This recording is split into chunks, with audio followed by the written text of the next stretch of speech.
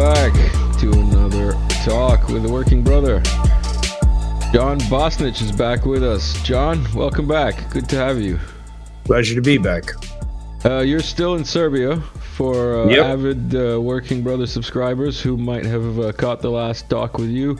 You were planning on leaving, but that's happening soon. But you're still in Serbia.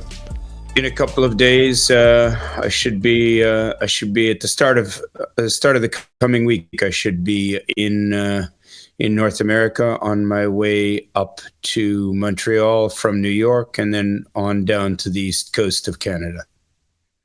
Nice. Will you be road tripping while you're stateside, or will you be like flying around? I'll be doing a lot of road tripping. I have to do things in New York. I have to go through to Montreal. I'll be attending the funeral for former Prime Minister Brian Mulroney. I'll be in Toronto for business meetings. I'll be then down to the east coast of Canada to deal with selling our family home there. And then I'll be heading probably to the west coast of the United States to plan for a movie project over there. And then depending on how those meetings go, I'll either be coming back directly to Serbia, or I'll be going through Asia and then back via Moscow to Serbia. Asia. You could have said, like, I'll be going through, like, the East and been less mysterious. Asia, meaning Russia, meaning China, meaning Japan, knowing you? I would do Japan, China, maybe Iran, Moscow, and then back to Belgrade. Just depends on how the meetings line up. I may have to break it into 2 trips. For everybody who's new here, I just want to remind you that this is a comedy show. This has nothing to do with reality. John already knows the drill. But we've got some hilariously serious topics to discuss today. I'm wearing this scarf, or what is the official term? I forgot the official term. But it is pro-Palestinian. That's what it is. Just like the show is. Everybody might have heard of this American soldier, active duty, I believe, Aaron Bushnell, who set himself on fire outside of the Israeli consulate in Washington as a protest of what his government, as in the U.S. government, is doing.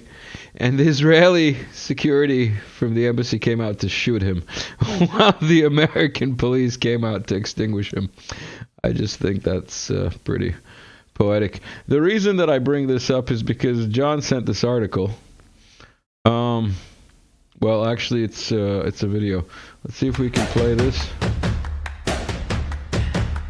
The CJ One that has killed more than 10 show? Never heard of them. 10,000 Palestinians, including more than 4,500 children. They sound Australian. John? That's some time ago. Those figures are now up around the 20,000 mark. Well, yeah, this is an old video. Palestine's forgotten oil. Should we maybe speed up this video and hope that we don't get a flag like that, and then play it and see Amounts of oil and water supplies, whereas Gaza is rich in natural gas, which is why you're literally seeing Israel and the United States gaslight the world over the hidden motives of its genocidal war in Gaza. Probably wouldn't know it, but Gaza is rich, gas rich, at least 1.4 trillion cubic feet rich, to be precise. But there's a catch. Geologists and natural resources economists have confirmed that the occupied Palestinian territory lies above sizable reservoirs of oil and natural gas wealth in Area C of the occupied West Bank and the Mediterranean coast off the Gaza Strip. To date, the people who are new to this channel, check out some of the older videos. Check out the George playlist, because we talk about pipelines and petrodollars and how there's lots of coincidences when it comes to all these wars and conflicts. There's always some kind of gas or oil fields underneath. Side note. Anyway, let's continue with this. real and opportunity costs of the occupation exclusively in the area of oil and natural gas have accumulated to tens, if not hundreds of billions of dollars. On June 18 of this year, Netanyahu announced Israel's plans to develop Gaza's maritime gas field.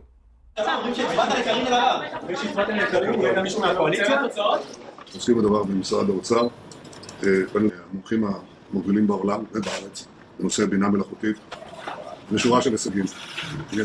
Barely 4 months after this announcement, Israel launched its unprecedented assault on Gaza on October 8. But the Western media should have seen this coming, given Israel has a history of telegraphing its true motives for laying siege on the Palestinian territory. All right, so we know the history, but for people who didn't know, there's gas just offshore, and Egypt's in on it. You know, Cyprus is in on it. These are all jokes, by the way. Nothing here. We're looking at an estimated value of no less than $500 billion in gas off of the Gaza Strip. So one can't prove what the motives are for the Israeli offensive in Gaza, but this has got to be a factor. If the Gaza Strip survives and is not collapsed by Israel, then the people of Gaza will be extremely wealthy. There are several million people there, and $500 billion or euros worth of gas is definitely going to change the standard of living and the lives of the people in the Gaza Strip, if Israel allows them to claim that gas, which is highly unlikely given current events in the area.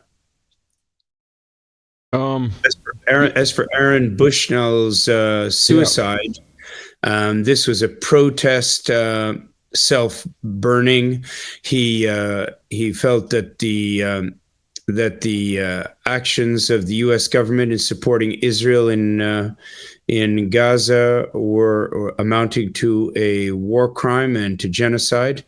We already know that South Africa has charged Israel at the International Criminal Court, and that we see that other countries have joined in the accusations against Israel, and we're going to see quite an interesting legal battle between the states involved in this criminal court case. Also named as an accessory are England and the United States and various other NATO countries. I think it's funny what the Houthis are doing, because apparently it's legal. Like if you listen to Richard Medhurst, he goes through it in detail, where, like, you know, basically it's every nation's obligation to stop a genocide from happening by any means necessary. You know what I mean? So, like, the Houthis, as in Yemen, are the only ones who are abiding by that. Well, mostly the only ones. Right. Well, we're also seeing some action from Hezbollah and from other organizations. And what we have to do here is we should also remember NATO's own protocol, which is in line with the American doctrine called R2P, responsibility to protect, which NATO and the United States reserve the right to intervene in any place in the world when there is a threatened identifiable community which is facing genocide or mass killing. So under the American R2P doctrine, America would normally have had to intervene against Israel to stop the genocide. But we can basically conclude that R2P is just another way of America spelling the word aggression. Because America uses whatever doctrines it accepts as doctrines to pursue its own military and aggressive goals. But the Americans are protecting. We had a meme. I just did recorded an episode with Drago. It'll be up before this one, so people can find it.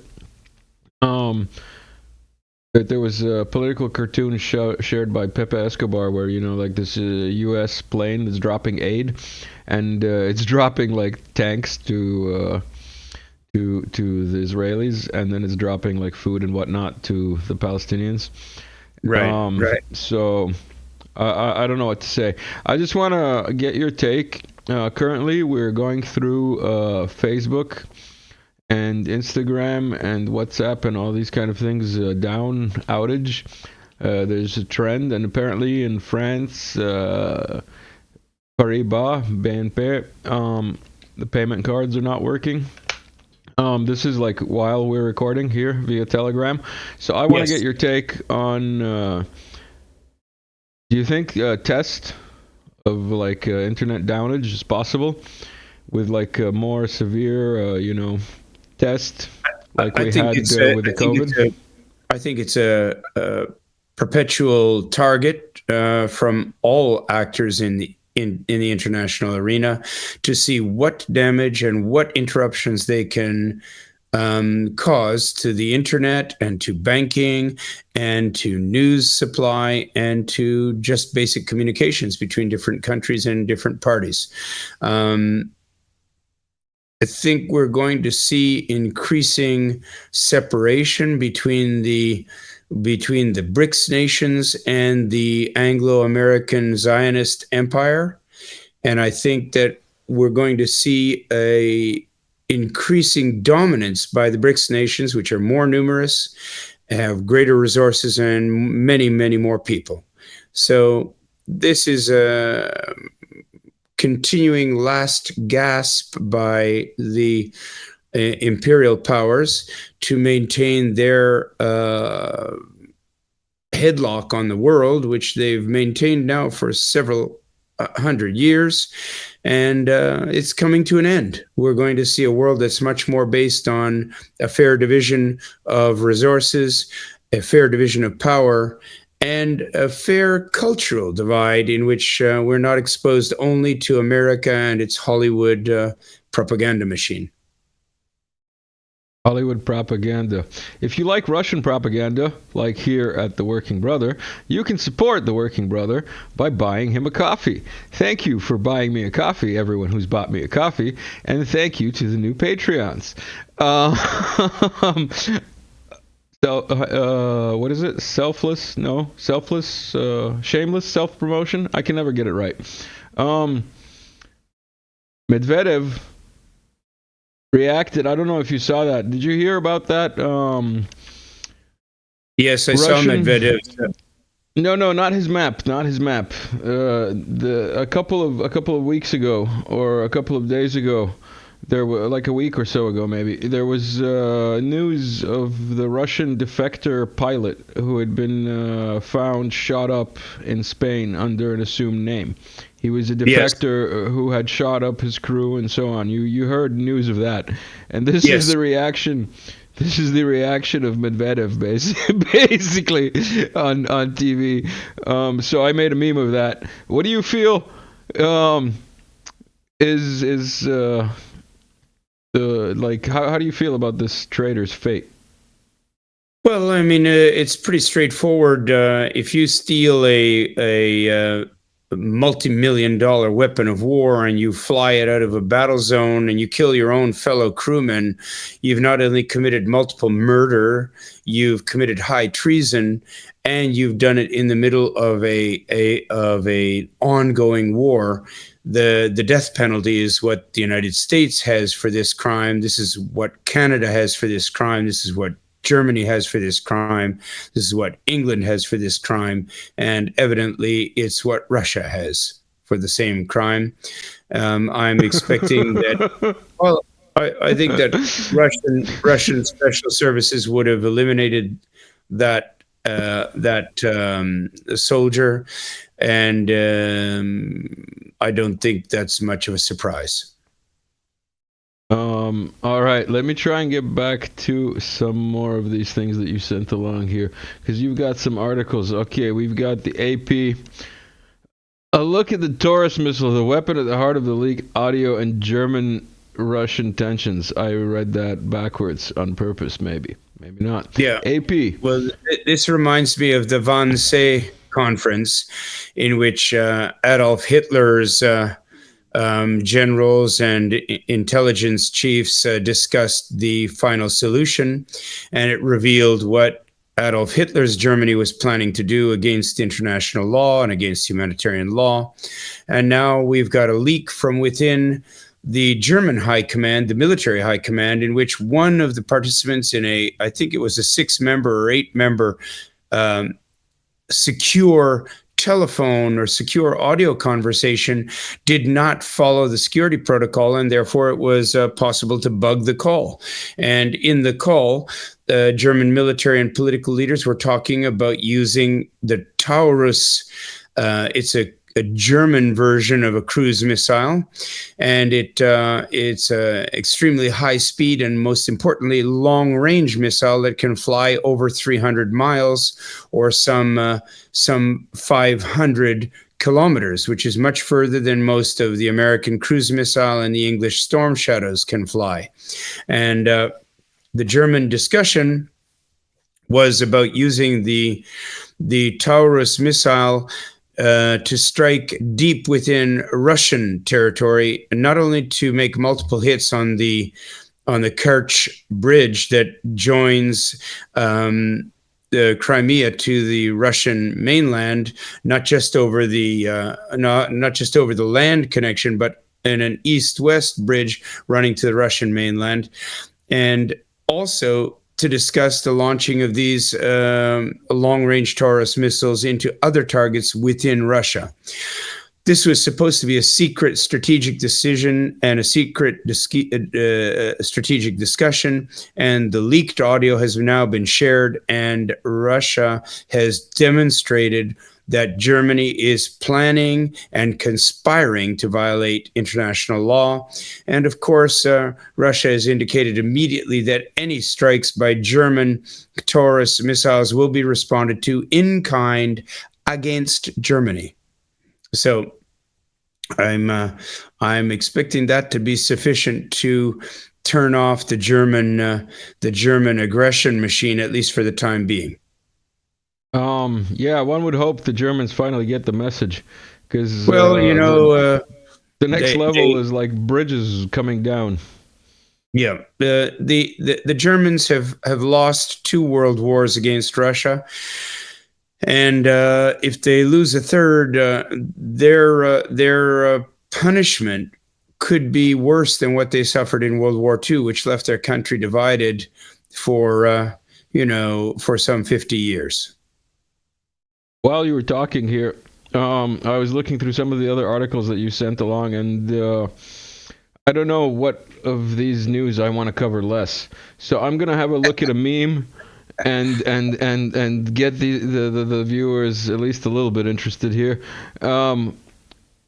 This is death. Hoping for Soros and he gets a Rothschild. How do you feel about the death of the Rothschild? He didn't live that long, surprisingly not long for a multi-billionaire, blah, blah, right?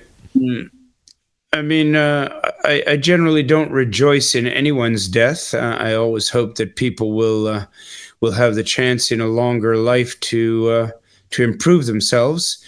The Rothschilds have been the target of considerable criticism on the East and the West.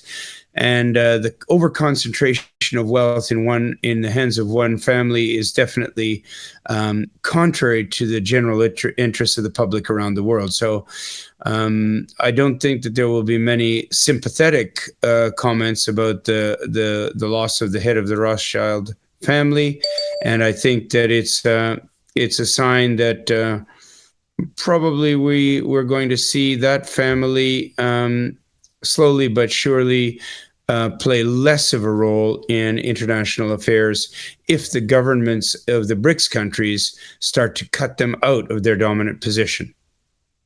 Yeah, the BRICS now with Pakistan, or soon with Pakistan, because Pakistan applied for the BRICS.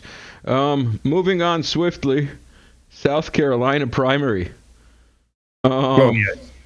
I really don't care about U.S. politics, but don't care, because it's all a charade in one way or another. But this is an interesting detail. Maybe you can bring to light why you decided you wanted to talk about this. Well, Haley's only chance, Nikki Haley's only real chance was to sweep her own state, South Carolina, where she served 2 terms as governor, and Trump trounced her in her home territory. So I think you can write off Nikki Haley's contest against Trump. Trump was complaining about her continuing. Whoever thought she was serious? Like, did you ever think she was like a serious challenger to Trump? Come on. Come on, man. Yeah, she thought she was serious. It's the joke's on her. But it's also possible, you know, in the world of politics, anything is possible. It's possible that Trump wanted her to stay in the race so he could solidly trounce her and show that he had no opposition. You sent me a Navalny link. I really don't want to cover Navalny, but you sent the Navalny link. So this is from where? Medium? I don't know what Medium is. You know, there are videos out there. We don't need to waste too much time on them, where Navalny talked about migrants, especially Muslim migrants from the war zones that the United States has created all across the Middle East. And he was trying to make some populist political gains by calling them cockroaches. And he said that poison was the best for cockroaches, but when cockroaches enter Russia that are the size of human beings, the best solution is to take a pistol. And he just took out a pistol and showed it on a video that he placed on the net in Russia. So the innocent, nice guy, Navalny, contra Putin candidate of the West turned out to be a racist person who was publicly calling for genocide. I like your Canadian restraint there. Very Canadian of you. I don't have to be Canadian, so I'm just gonna say he was a fan of nuts. As far as I know, he was one of those neo-Nazi guys that really liked nuts before he became a puppet of the U.S., which kind of makes sense. Yeah, definitely. I'll have a drink of water too, while we appreciate some Russian shovels. These are Russian flying shovels in the background. We mentioned them in the previous talk with Drago. Russia has a lot of factories. Yes, and Russia is outproducing the West in military hardware, ammunition, new weapons. Putin announced a series of new weapons, which if I may add, it's also out-destroying the West in weapons. This is officially the third Abrams tank. It's just as we started recording, it came up on my feed. So the Wunderwaffe of the West are not so Wunder.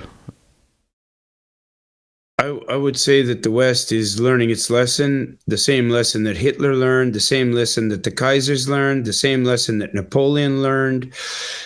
Attacking Russia is a losing venture, but the West planned this one carefully. They recruited neo-Nazis, leftovers from the seeds of Nazism that were planted by Hitler in Ukraine. They used the neo-Nazis to force the regime in Ukraine into conflict. The neo-Nazi-led troops then attempted to literally commit a genocide against Russians inside Ukraine who were not willing to accept the coup d'etat of 2014. And many of us were very surprised that President Putin waited as long as he did, 8 years, before directly intervening with the Russian military. Previous to that, he provided weapons support and arms and probably satellite support for the ethnic Russians who were defending their homes in Donbass. But now it's come down to a direct intervention by Russia. Russia started with some 60,000 troops, and now the figures are saying that Russia has at least 500,000 troops in what was Ukraine or immediately surrounding it, and that is not including troops from Belarus who are already prepared for intervention if necessary. Regarding Medvedev's map, I think he should have given some territory to Belarus instead of to Poland. But that's just my personal opinion. You mentioned 10 years ago, or 8 years ago, and I remembered that I have a video that I have loaded here from 10 years ago, because actually we've had 2 years of SMR. Woohoo! Birthday, it's 2 years old. This is a video of the first shots being fired. They marched up the hill singing their regimental song. Commander Yuli Mamchur at the head of the column.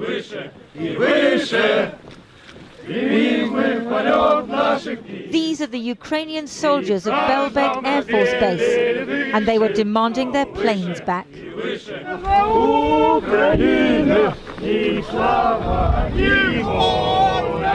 As they neared the Russian troops, they broke into the Ukrainian national anthem. Even when the Russians fired warning shots in the air, the first shots of this crisis, they didn't stop marching. They just kept going.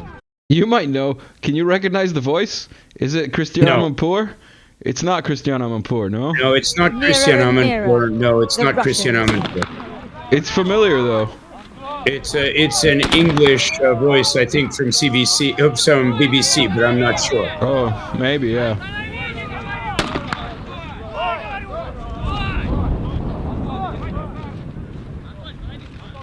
Один командир сюда! 5 мужики вынуждены стрелять по ногам! Стрелять буду! Commander Mamchur approached the Russians. It was an extraordinary confrontation between men who were friends last week and foes today. Тише. Советский флаг, мужики, советский флаг. Вы стрелять будете? Боевая с нами наша! 91 года! The Russians had humiliated the Ukrainian forces, and the Ukrainians weren't going to stand for it. The Russians aimed their weapons. Сейчас командир придет сюда ведет. Пожалуйста, командир. Переговоры будут, не вопрос. Переговоры будут. Остановите толпу и пускай ведут. The officers talked. Стой! The Ukrainians didn't flinch. Мы все военнослужащие, если что. Мы еще граждане. В угоду какому-то одному политическому деятелю мы сейчас столкнуты лбами. Два братских народа. Это неправильно. Вы специально. Russian soldier, you're deliberately provoking us. That basically sums up the last 10 years.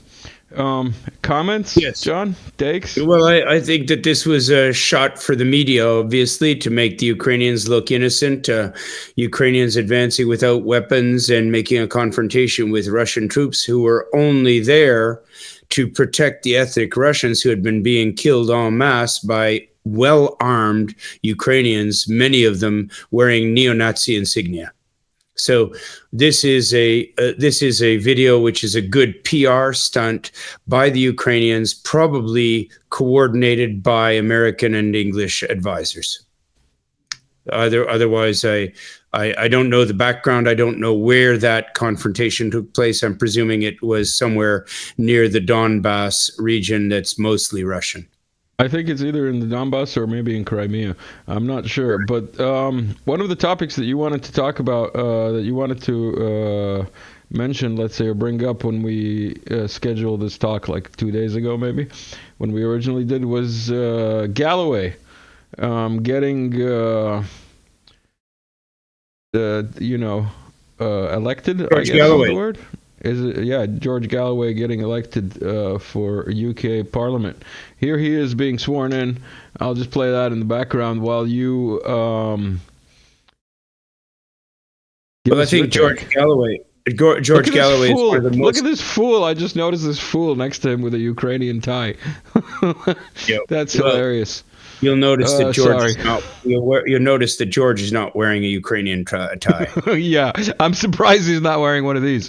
In any case, go on. What were you going to say? Well, George Galloway is perhaps one of the most important former members of the British Parliament, and now he's going to be extremely active because he has been an outstanding spokesperson for Muslims in England and in the British Isles. And he's also been a staunch opponent of Anglo-Zionist activity in support of Israel and against the people of Iraq, the bombing, the lynching of Saddam. He operated a food and medicine program exchange for people in the region. And George visited Belgrade several months ago, and two of my good friends from Tokyo, Mark and Mary Devlin, who had an independent English media center in Tokyo, are good friends of George and put us together. We met here in Belgrade a few months ago, and now we're going to be in touch and cooperating. I hope to visit him in London in the coming months.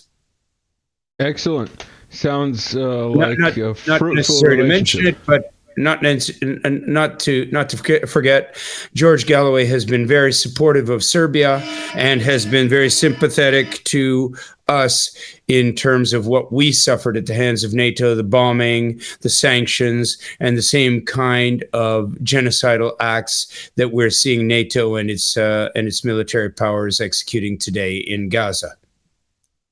Yeah, he's been staunchly anti-war from the beginning of his political career, as far as I recall. People who are new here, are you enjoying it? Why are you not subscribed yet? 50% of you are not subscribed. Even more than 50%, actually. 51.6% of you are not subscribed. Why are you not subscribed? I don't get it. Click the little bell thing as well.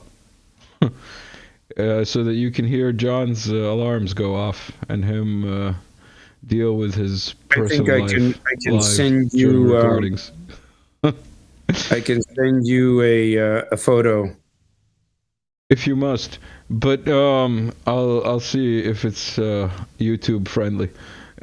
In the meantime, you also sent, among other things, an InfoWars link. I haven't seen an InfoWars link in, like, I don't know, years.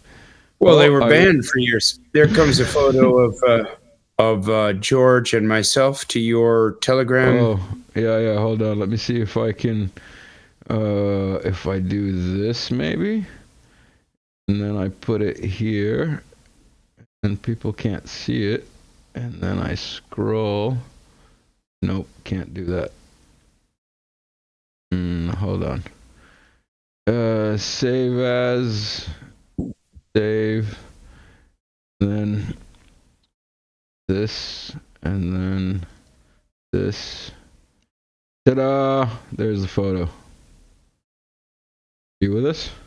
Yes, that was a few months ago here in Belgrade, down near Beograd na Vodi, the new real estate development along the Sava River. And George was just in town for a couple of days, checking out the situation in Serbia and checking what he had heard from my friends and from others about the effects of the bombing. He visited the former Ministry of Defense headquarters in downtown Belgrade, and of course he was appalled by what NATO had done to Serbia's capital and the rest of the country.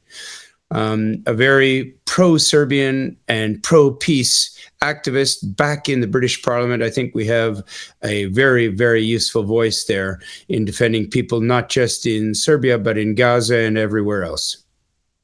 True. He's a person who speaks truth to power, as one would say. So InfoWars, BRICS to create blockchain-based payment system. Putin aid. So this is a continuing growth in the alternative currency that would replace the dollar.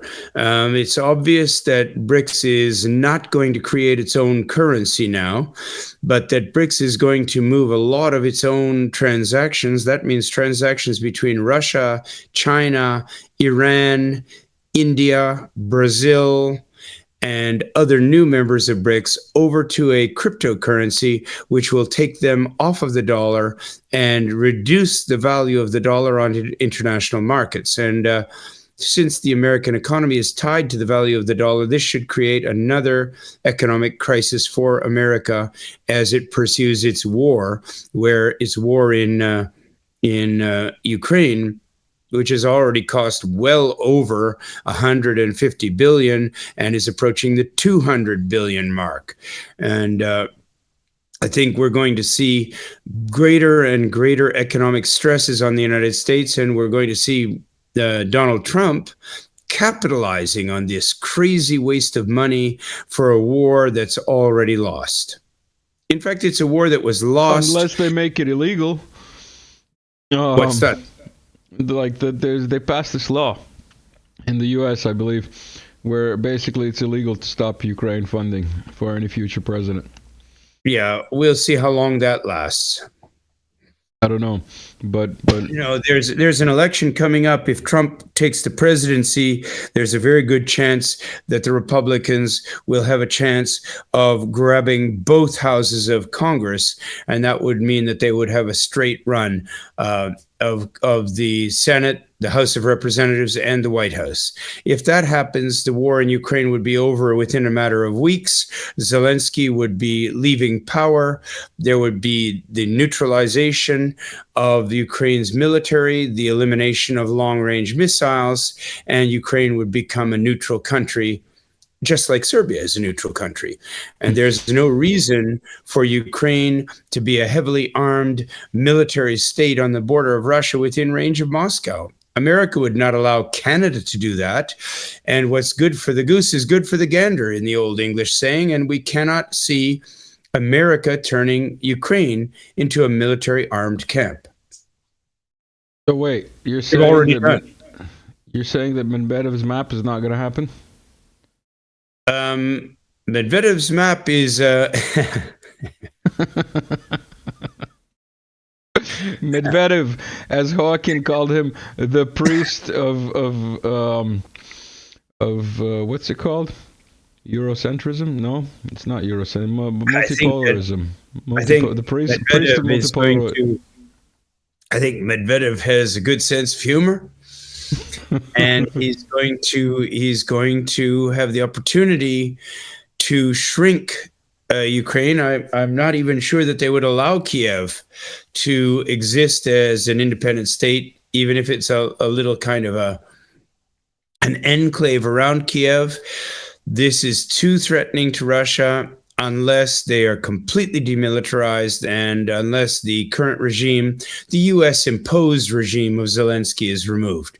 Zelensky's financial backer, Kolomoisky, has already run to Israel and done aliyah so that he can stay in Israel and not be handed over. He's wanted by both the United States and Russia for criminal fraud, a number of major crimes, and he won't be leaving Israel for a long time. And if he's not leaving Israel, his money may not be leaving Israel. And if his money's not leaving Israel, it's not getting to Zelensky. So I'm expecting Zelensky's period as so-called president of Ukraine to come to an end in the coming months. I think he'll seek asylum in the United States, just like the United States fake leader of Venezuela ran to the United States. And that's what usually happens with CIA representatives who the CIA still has use for. When the CIA doesn't have use for somebody, they just bundle them off to jail themselves, like Noriega, or they lynch them, as they did with Saddam, who was a trained CIA operative before he went independent, or as the Americans say, before he went rogue by defending the interests of his own people instead of the interests of the United States. You mentioned Palestine, Gaza. I got one more infographic to share. 95 journalists killed in the past as of February 16th. Yeah, this is the highest kill rate of journalists in any conflict since World War II. And it's not an accident. These are people who are not being killed by collateral damage. These people are being killed by trained snipers, Israeli snipers, who are purposely shooting journalists. Because every time a journalist can get a picture of what Israel is doing in Gaza and in the region out to the public, Israel loses support. And so a bullet to the head of a journalist is a better solution, according to the Israeli snipers and their commanders, than to allow the public around the world to see what Israel is doing to the Palestinians. Yeah. No doubt about it. That's what's happening. It's pretty simple. John's put it very succinctly. And as a journalist who's seen his colleagues killed by NATO during the 1999 aggression against the former Yugoslavia, I can tell you that Israel is killing journalists faster and with more precision even than NATO, because NATO didn't have boots on the ground and NATO was bombing us from the skies. But Israel has snipers on the front line, and every time they see a press indicator, which we're supposed to wear on our outfits, I carry one wherever I go. I always mount it on my vehicle when I'm on assignment, and it couldn't be mistaken for anything else. Let me see if I can find the one that I carry normally in my bag with me. Give me a second here. Sorry. Yeah, even One in of the these, Donbass. one of these goes in the front window of my vehicle. One of these goes in the back window of my vehicle. One goes on the front of my bulletproof vest, and one goes on the back. And we're wearing these all the time. And this logo, this symbol, is what the snipers are shooting for in the Israeli so-called defense forces. Even in the Donbass, it's actually quite striking, the similarities between the Nazi tactics and the IDF tactics. But the Donbass, there's also incidents of reporters in full press gear near front lines being told not to wear it because they make themselves an even brighter target, basically, for, they make themselves for a the priority Nazis. target. I mean, for the NATO. For the Ukrainians. Russia won the sanctions war with the West. Opinion. Well, Where do you get this Russian economy, propaganda? Newsweek? Newsweek has become Russian propaganda, huh?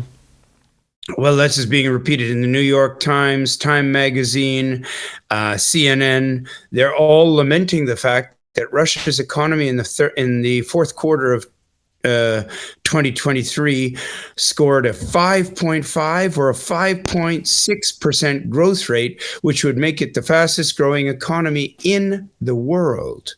And this is what Russia's response has been to the international sanctions. Russia has stopped shipping gas to Germany, which was running its economy on cheap Russian gas, which was being provided to Germany at a discount. That gas has been redirected toward India and toward China, whose economies are booming and who are using their retail consumer products as one of the means of payment. They're paying Russia in cryptocurrency. They're paying Russia in currencies that Russia can use to buy consumable products for Russian consumers. And so the Russian economy is not only growing at breakneck speed because of the exports of petroleum products, but Russia is also exporting military equipment. At the time of war with the Ukrainian proxy army of NATO, Russia is also exporting military technologies to China because China knows that it's next on the chopping block as the United States is planning to provoke a war over Taiwan, which of course China will win.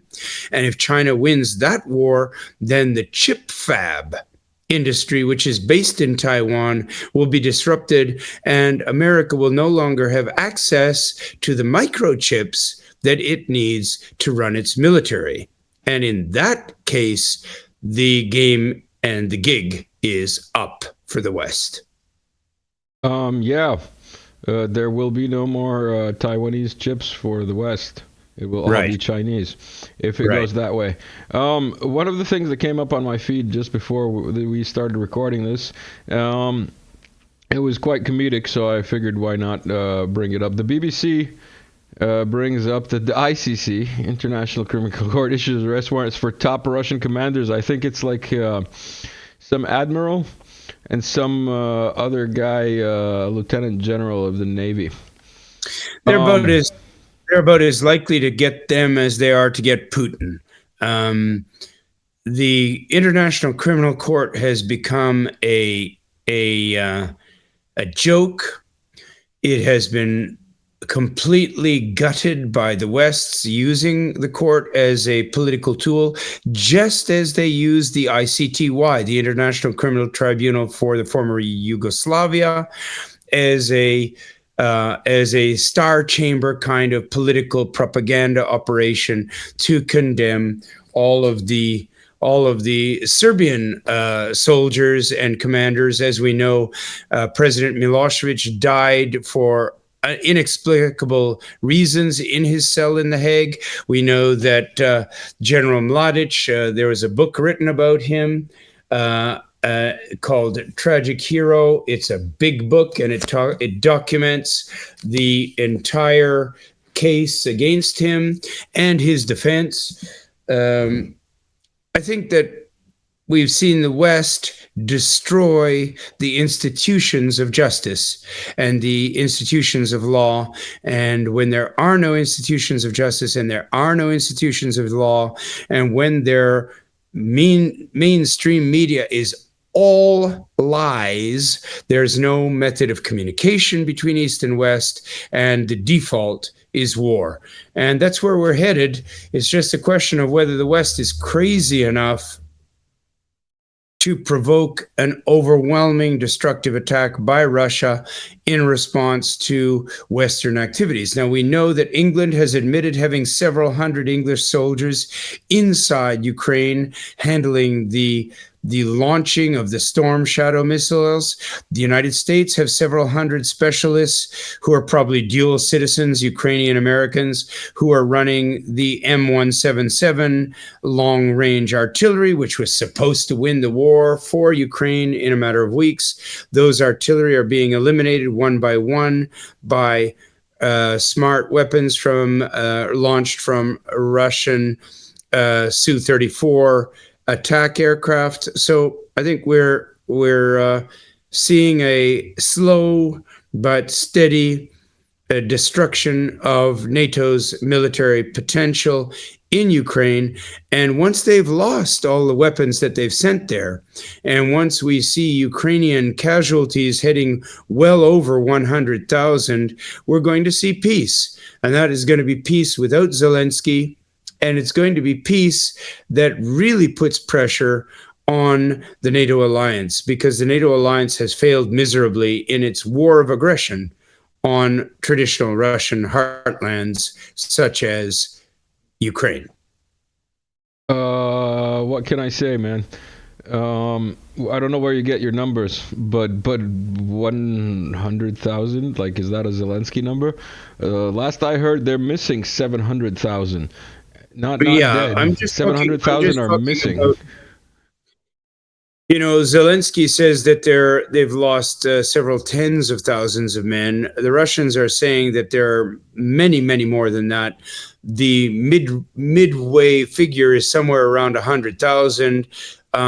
We don't have any accurate figures on this. The Ukrainians are not even collecting their dead when they retreat from certain areas. So it's going to take a long time until we have the final death toll from this war.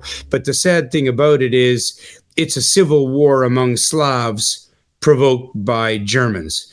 The Angles and the Saxons of England, the Germans who dominate the American society, the Bush family and other warmonger families, and the Germans of Germany itself. Basically it's a genocide of Russians that think they're Ukrainians, as Hawking puts it.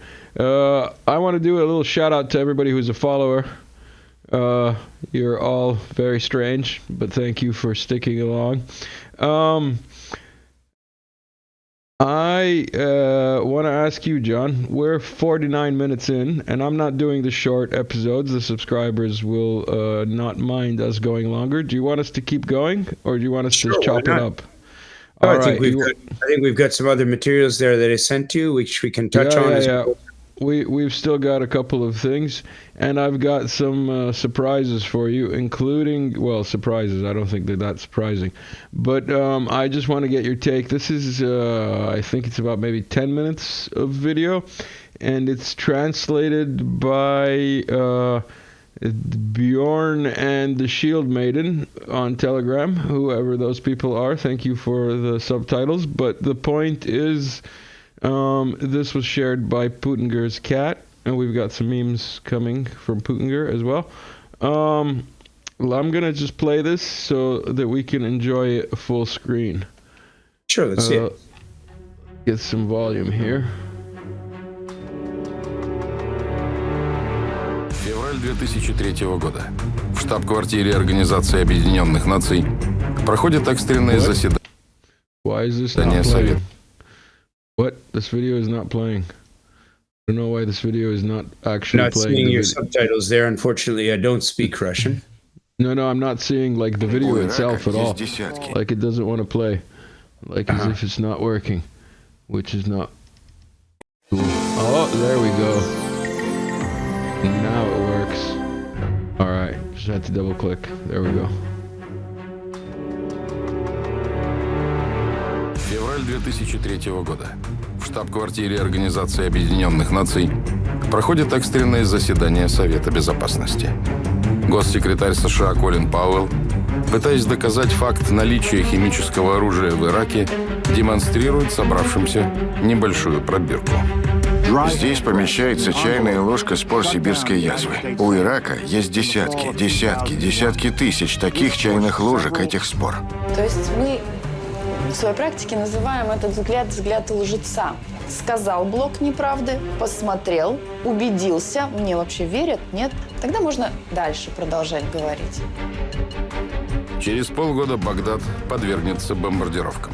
Правда, следов сибирской язвы, как и других следов химического оружия, там не найдут. Заявления госсекретаря США оказались лживыми. 5 граммов вещества неизвестного происхождения. 5 миллионов погибших. Никто до сих пор не знает, что там было в этой пробирке, но якобы наличие оружия массового уничтожения у Саддама Хусейна оправдало глобальную военную операцию при участии нескольких стран против Ирака. Разоблачить ложь бывает гораздо труднее, чем эту самую ложь создать. Что наша жизнь? Одна сплошная иллюзия, в которую нас кто-то заставляет верить. Мы живем в мире, сотканном из представлений, зачастую имеющих очень мало общего с реалиями. В мире умелых выдумок и сказок, занимательно рассказанных нам нечестными политиками, недобросовестными историками, некомпетентными экспертами.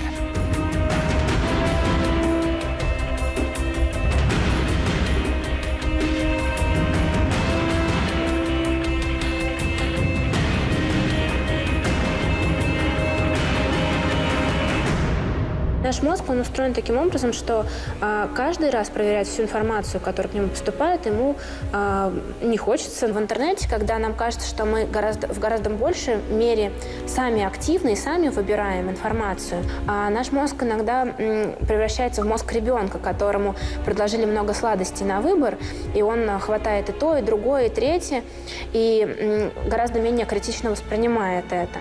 Глобальная сеть – настоящий рай для лжецов и манипуляторов всех мастей. Огромная часть информации, которая появляется в интернет-изданиях, Don't worry, John. There's a reason why I'm having you watch this. нередко оказывается недостоверной. Иногда ложь маскируется под яркими заголовками. А иногда приобретает настолько изысканные формы, что обнаружить обман становится не так просто. Мистификации, фальсификации, клевета и блеф давно стали нормой в сетевом пространстве. Ложь. Yeah, I can't pause it. Oh, God damn it. This video. So the point is, he goes into information warfare. I'll leave a link somewhere. He goes into information warfare, and he tells us that basically information warfare was shown to be effective against Serbia. And during the bombing. Indeed it was. I'm just going to take off a layer here. I'm overheating. Yep. Yeah, I don't blame you. the government heating has been increased definitely. No idea why. It's a nice day here, but yeah, central control. If I try to do this again, and then I go here, and then I skip to here, will it play? Достоверный. Клевета и блеф давно стали нормой в сетевом пространстве. Ложь, выдаваемая за истину, позволяет вести войны. Ложь помогает оправдывать преступления и манипулировать массовым сознанием. Она позволяет зарабатывать политические баллы и получать выгоду из воздуха. В обществе много людей доверчивых и, прямо будем говорить, глупых. На этом, собственно говоря, и строится любое мошенническое поведение. Там все основано на однажды понятом ими принципе, что в обществе много глупых людей. А раз их много, то почему вы их не обманываете? Они хотят обманываться. Они реально хотят обманываться. И почему-то существует там мечта о волшебной палочке все время. Что вот мы там купим волшебную таблетку, волшебный телефон, возьмем волшебный кредит, и все у нас будет сразу круто, классно и без труда. Сладкая ложь туманит человеческий разум и зачастую выглядит привлекательнее истины. Что заставляет людей безоговорочно верить тем, кому верить нельзя? Зачем вокруг нас создается фальшивая реальность? Как не запутаться в паутине лжи, особенно если она соткана столь искусно? 31 августа 1939 года. Группа нацистской службы безопасности по приказу Гитлера инсценирует захват поляками немецкой радиостанции в Глейвице. Один из участников провокации зачитывает по радио ложное сообщение о том, что польская армия пересекла германскую границу. Затем провокаторы расстреливают немецких заключенных, одетых в польскую военную форму. В своей речи фюрер, объясняя мотивы нападения Германии на Польшу, помимо прочего ссылается и на лжезахват в Глейвице.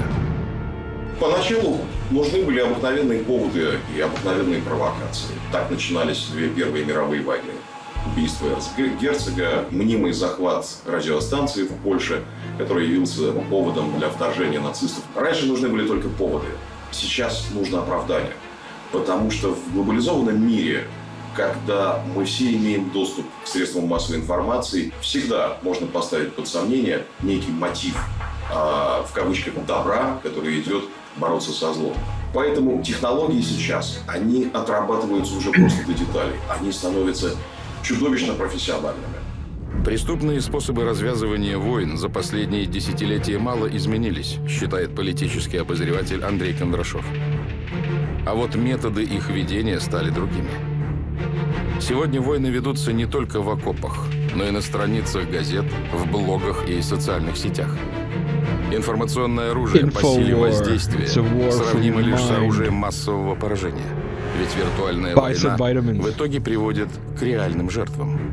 Промывание мозгов. Эта технология началась еще во времена Корейской войны. Но сейчас она доведена просто до совершенства. Мы видим, как на наших глазах переворачиваются мозги у миллионов людей, населяющих Украину. Им достаточно было сказать, что те люди, которых вы сожгли в Одессе, это не люди, это некие колорадо. И миллионы в социальных сетях кричат о том, какие же молодцы те люди, которые устроили шашлыки из этих самых колорадов. Если это еще вместе с тем сопровождается производством огромного количества, как сейчас говорят, фейков, то есть подделок, то тогда успех и фон идеологический этой войне абсолютно обеспечен. Информационные подделки, фото и видеофальшивки активно процветали во время конфликтов на Балканах. Запад тогда откровенно лепил из сербов настоящих монстров. Кадры, которые обошли многие мировые издания. Изможденные люди за колючей проволокой, протягивающие руки за куском хлеба. Это концлагерь, организованный сербами, утверждала пресса. Элементарно, посмотрите, там расстояние между этими колючими проволоками, там полметра. Любой нормальный, физически здоровый человек в 3 шага вылезет из таких застенок, если захочет. Потому что это не концлагерь. Как потом выяснилось, это был пункт сбора боснийских беженцев. Эти люди, которые не подвергались репрессиям, они просто оставались на месте сбора беженцев, а разговаривали с журналистом через колючую проволоку, потому что журналисты их об этом попросили. Однако именно это дало повод обвинить Милошевича в преступлениях перед человечеством, когда всем доказали, он должен быть изолирован. Фальшивки в современной информационной... Yeah, this is where I wanted you to chime in because I know you were basically on the ground there. If I'm I was on the ground there. I was at the Omarska camp after it was cleared. I saw that barbed wire. The people who shot that video were from ITN, an English television network, and they went inside a barbed wire enclosure where farm equipment, tractors, and other valuable tools were being kept. And the refugees who were outside of the enclosure drew up to the wall to be videotaped, so that the refugees who are shown as if they're inside the enclosure were actually outside the enclosure. And how do we know that? If you've ever worked on a farm or you know anything about putting up barbed wire fences, first you put up the posts. And let's say you just put up 4 posts, for example. I mean, you have many posts around the wall, but the barbed wire is coiled horizontally off the back of a truck or a tractor that you pull around the outside of the posts, so that the barbed wire is pulling against the posts, and then you tack it up with U-nails, which hold it in place. If you look at the video again, you'll see that the barbed wire is on the side of the posts on which the refugees are standing, which means they are outside of the enclosure, not inside the enclosure. That was debunked as one of the biggest frauds of the Bosnian Civil War. I call it a civil war because that's what it was among the constituent nations of Bosnia, provoked by the United States, who provided weapons to both the Croats and the Muslims, and also financed them and paid them bribes, just like Zelensky has been paid. So nothing new under the sun. And I also wanted to correct the Russian commentator. This did not start with the Korean War. There was anti-Serb propaganda in World War I, and in World War II, the BBC made a special effort to present Draža Mihailović as if he were a bandit, and the English candidate for a future dictator of our country, of Yugoslavia, as if he were a liberation fighter. And this is written up in a article written by, of all people, George Orwell, who wrote an article called Politics and the Use of the English Language, in which he explained how English political propaganda was used to blacken the name of Draža Mihailović, General Draža Mihailović, the first anti-Nazi resistance fighter of World War II, who stood up to fight against Hitler between April and June 1941, before the communist and partisan forces took up arms. Why? Because the communists were following orders from Stalin, and Stalin, until Hitler knifed him in the back, was a partner with Adolf Hitler in the division of Poland, and they were not attacking each other. So Draža Mihailović and his soldiers were shot in the back by proto-partisans and members of the Communist Party, and it was only when Adolf Hitler double-crossed Stalin that Stalin authorized a full-scale uprising against Hitler's forces inside the Kingdom of Yugoslavia. Just a footnote on conspiracy our theories, man. Conspiracy theories. I never heard anything like that. I wanted you to get your take also. This is tying into the last video. This is an excerpt of Malagurski's one of the weight of chains, and he's got Tamo je i razrušeni Vukovar. this video. A tamo je i razrušeni Vukovar. U kojem neprijatelj iskazuje i dalje genocidnost, masakrirajući vukovarske Srbe. U kojem neprijatelj iskazuje i dalje genocidnost, masakrirajući vukovarske Hrvate. Slika iz Vukovara sve govori i u potpunosti negiraju sve tvrdnje hrvatske zagrebačke propagande o ubijenim Hrvatima. Slike iz Vukovara sve govore i u potpunosti negiraju sve tlapnje beogradske propagande o... I think people get the message. It's basically the same. It's just switched. What do you have to say about this type of mimicry in the media? Well, I mean, that's the laziest form of propaganda.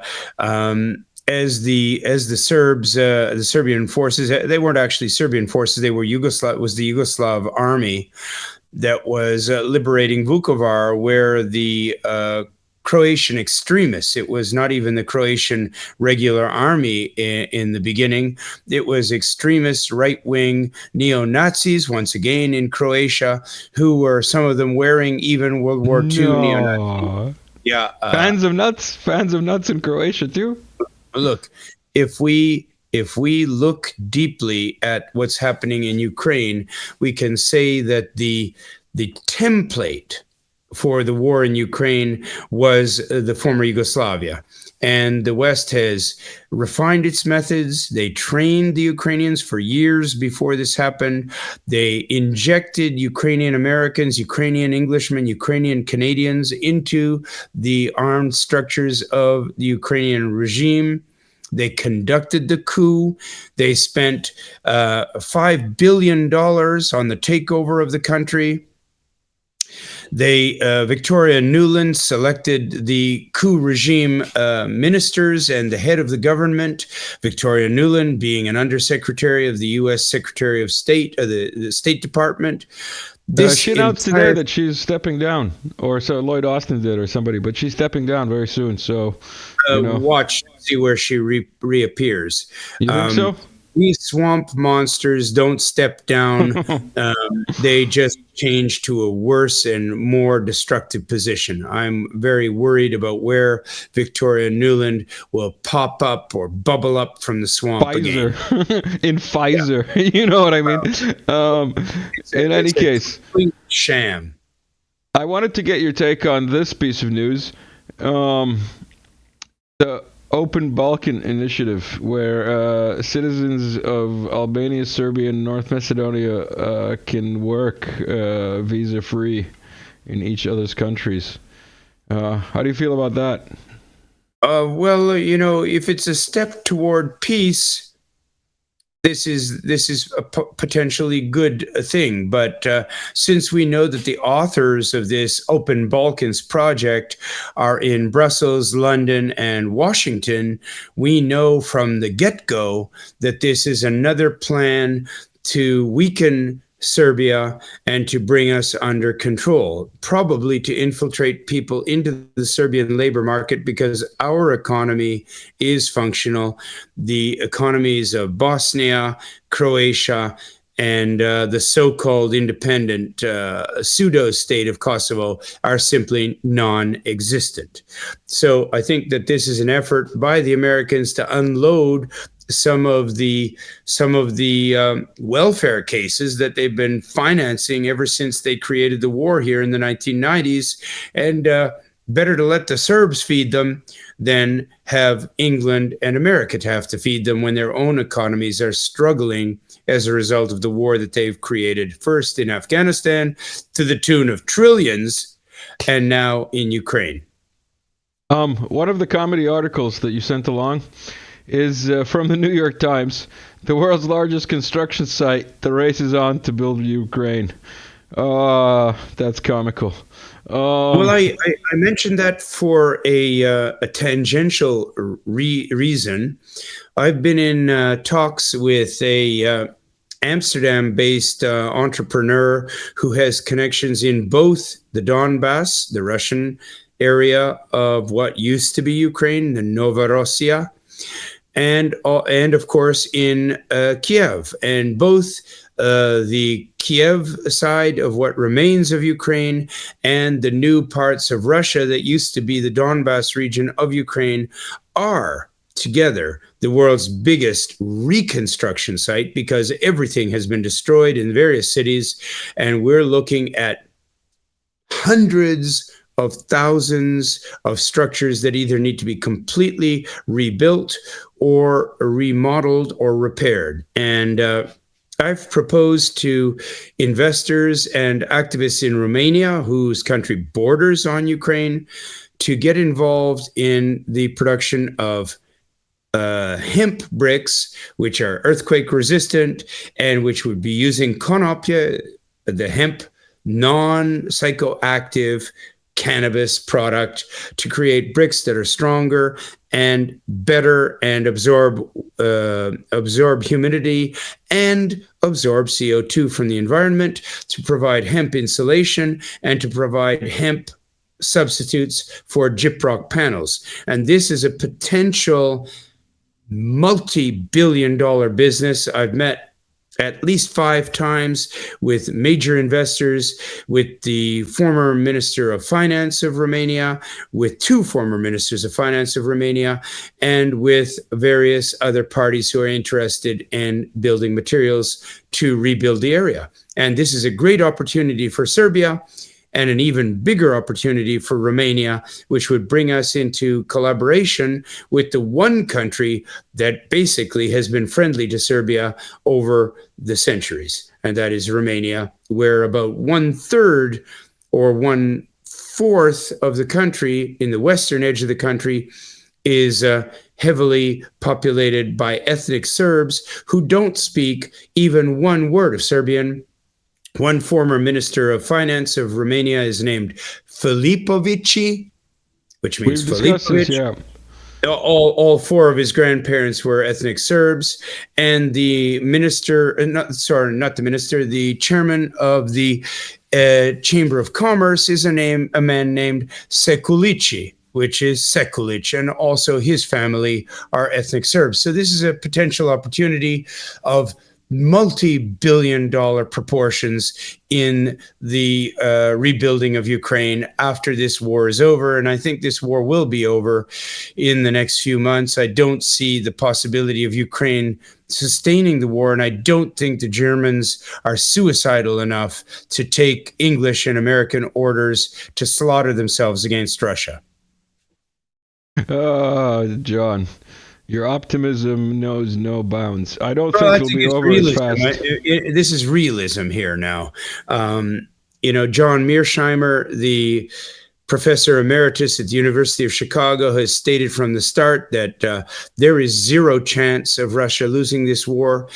If Russia looks like it's going to lose this war, it will go nuclear because who cares is what John Mearsheimer said. John Mearsheimer is the #1 voice in America opposing the war. Blah blah blah blah blah. And wait a minute. Nothing he said since the beginning of the SMO has been news to anyone who's been paying attention to this for any amount of years. How many people in America are paying attention to any news? Exactly. So, why are we discussing Mearsheimer anyway? Okay, in some academic circles among leftists, maybe he'll make a difference. No, it's not academic circles. It's politicians around the world are citing John Mearsheimer. You've got Tucker Carlson bringing Mearsheimer as a major guest on his show. You've got Russell Brand bringing him on. You've got and Mearsheimer is just one of the many voices. John, I'm getting sleepy with your Mearsheimer talk. Well, I'm going to have to put a meme on screen for people who don't like Mearsheimer as much as I don't. You know what this is? It is a robot vacuum cleaner. Once you remove the ring, it clears everything in a 20-meter radius. It's a mine, an anti-tank mine. Yeah, it's an anti-tank landmine. Right. The point is, I think with your prognosis of the rebuilding of Russia, I mean Ukraine, former Ukraine, this is the only area where the West might get contracts. Let's put it that way, because this part, I think Russia's got it taken care of. I don't think they're going to need any help from Romania. It's not a question of help from Romania. I've already been in talks with Russian representatives, with Romanian representatives, and with major investors here in Serbia. We're talking potential $100 million investment and greater. I'm obviously not going to give up on this project, and it's going to be a major discussion topic when I go to North America now. Well, yeah, definitely. I'm not saying I'm all prayers for wind at your back type of thing, but you know, just like don't get too planny with Odessa being non-Russian. You know? I think Odessa is going to end up to be Russian. I'm not expecting Odessa to end up anywhere other than inside the Russian Federation. Exactly, I'm expecting Russia to push right up to the Romanian border, and I think that Russia should enter into some negotiations with Romania to get Romania to declare neutrality as well and leave NATO. We've got the last thing that you sent here. This is from CTV, which is, I believe, Canadian news. Is this Canadian news? Yes. Should we play? Canadian Television Network. We'll play the video. Can we get the audio? Why is it so quiet? Oh, there we go. Hold on. It has been set for a state funeral for former Prime Minister Brian Mulroney. Mulroney will be laid to rest on Saturday, March 23rd at a state funeral in Montreal.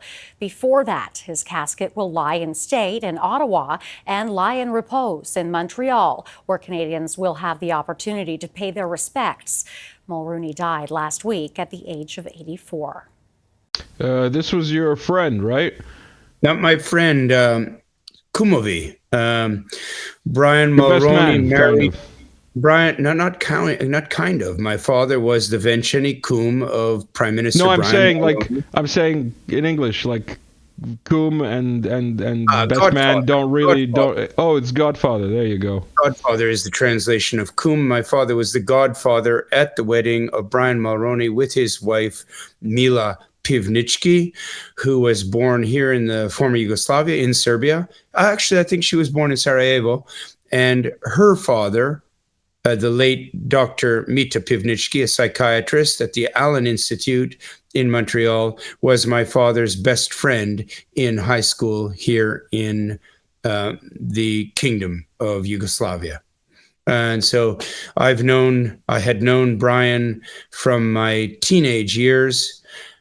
He contested the Conservative Party leadership in '76 when I was 15. He was already at that time married to Mila, and he is one of the most important prime ministers in this past century in Canada. He introduced the free trade agreement with the United States. He brought Canada much more into the NATO alliance, which I'm disappointed in, but I think that he greatly improved the Canadian economy, put people to work, won 2 terms, 2 majority governments back-to-back, stayed in power for 9 years, and he was the ruling prime minister during the years that I was a student union leader in Eastern Canada. We knew each other well, and I had hoped to see him on this trip to Canada, but unfortunately he had a serious fall several months ago, and he passed away just 3 or 4 days ago. My condolences to his family and to you as well. That is it as far as the articles that you sent along. Is there anything that you'd like to mention before I put up the 2 last memes of this comedy show? Well, I think that one thing that everybody who watches this show should realize is that that there's a indication in the way the winds are blowing, and the winds are blowing from the east. The West is weak, and the West is done. The West's aggressive wars are finished. The tide has turned, and we have to hope that China, Russia, Iran, India, Brazil, and the countries which have liberated themselves from colonial occupiers are merciful as the West collapses, and that they don't take advantage of their growing power, and they hopefully find some method of peaceful coexistence with the countries that will be left after the empire's fall. Yeah, that's a succinct way to put it. We've got a meme from Putin's cat, Yalta 2025, with Kim and Putin. Oh no, that's Xi and Putin and Trump. Do you think something like that is possible? Yes, I do. Yes, I do. I think that Trump is going to win the election for president. I think he's going to trounce the Democrats. And I think that the United States might see a full sweep by Republicans of the Senate, the House, and the presidency, which will end, as I said before, it will end the war in Ukraine immediately, which will preserve some parts of Ukraine, and it will change the way the world is run, and it will end the war for profit, that the wars for profit that have been terrorizing this planet, more than 70 wars run by America and its allies since World War II, millions, hundreds of millions of dead for no reason whatsoever other than to assemble bigger and bigger piles of toilet paper US dollars. Yeah, definitely.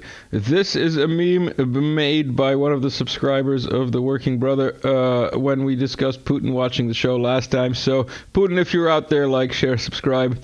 John Bosnitch, thank you for coming on. Thank you. Always a pleasure. We wish you a safe journey on your travels. We might catch up when you're there. Yes, I'd be very happy. I'd be very happy to do another program online like this, from New York or from Washington or from Ottawa or from Montreal as the trip goes along. So I look forward to seeing you. Definitely. We'll do that, and we'll get your take on the collapse of the West live from the streets of the West.